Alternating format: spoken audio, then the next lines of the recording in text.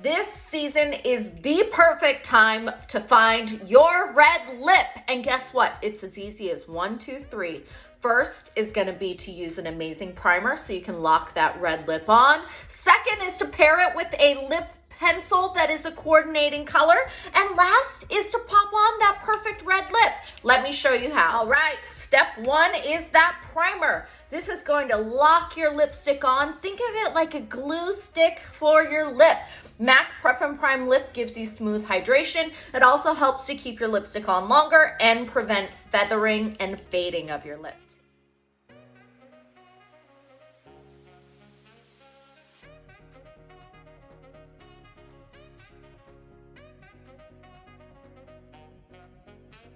All right, so you can see I like to do a lot of lip pencil. Gives me a really good base so that my lipstick stays on even under my mask. So the last step is to layer on that amazing red lip.